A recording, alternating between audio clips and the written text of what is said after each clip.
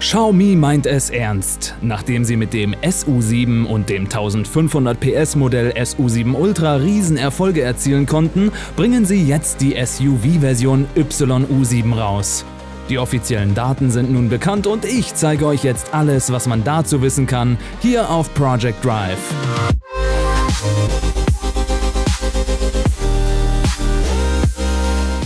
Xiaomis zweites Elektroauto ist in China in aller Munde und obwohl ich schon mal ein Video von dem Teil gemacht hatte, gab es damals nur sehr wenige Informationen über seine Spezifikationen.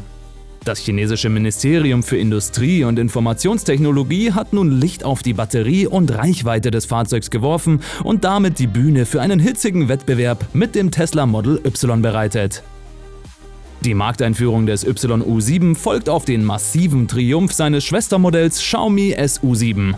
Im Januar erreichte der SU7 im 4. Monat in Folge ein Auslieferungsvolumen von über 20.000 Einheiten. Xiaomi hat auch seine Einzelhandelspräsenz erweitert und im vergangenen Monat 16 Geschäfte eröffnet, sodass sich die Gesamtzahl auf 216 Geschäfte in 64 Städten in China erhöht.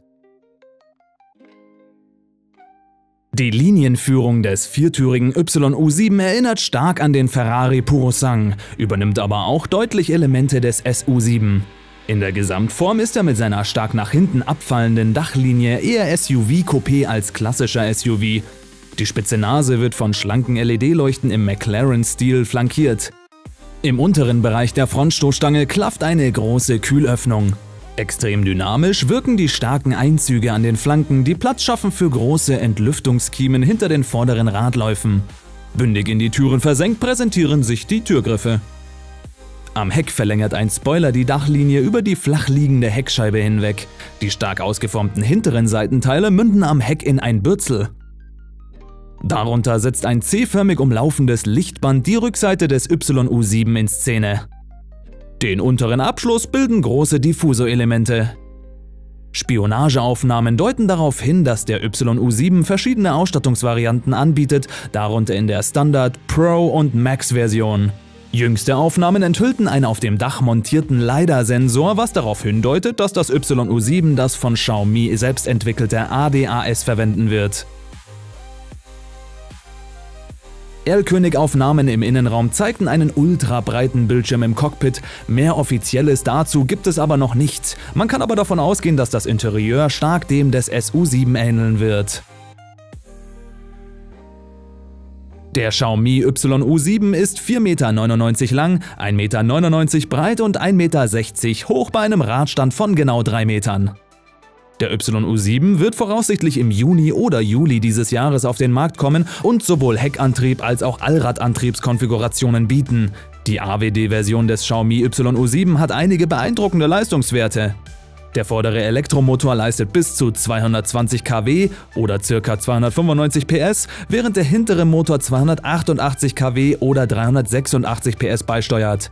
Diese Motoren sind mit ternären Lithium-Batteriepaketen gepaart, mit denen der YU7 eine Höchstgeschwindigkeit von 253 km/h erreicht. Am interessantesten sind vielleicht die 3 unterschiedlichen CLTC-Reichweiten für das AWD-Modell, die mit dem MIIT bekannt gegeben wurden. 750 km, 760 km und 670 km. Die AWD-Ausstattung hat ein Leergewicht von 2405 kg, das Gewicht der RWD-Version wurde noch nicht aufgeführt. Das RWD-Modell wird voraussichtlich einen hinteren Elektromotor mit einer maximalen Leistung von 235 kW oder 315 PS in Verbindung mit Lithium-Eisenphosphat-Batteriepaketen verwenden. Die Höchstgeschwindigkeit der RWD-Variante soll bei 240 km/h liegen.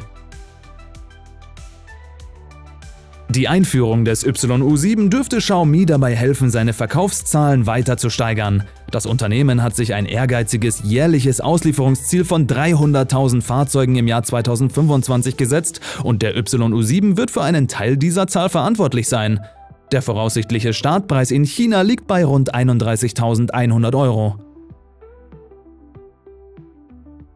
Also ich hoffe wirklich, dass die Xiaomi-Autos ihren Weg auch zu uns nach Deutschland finden. Vor allem würde ich gerne den 1500 PS SU7 mal fahren wollen.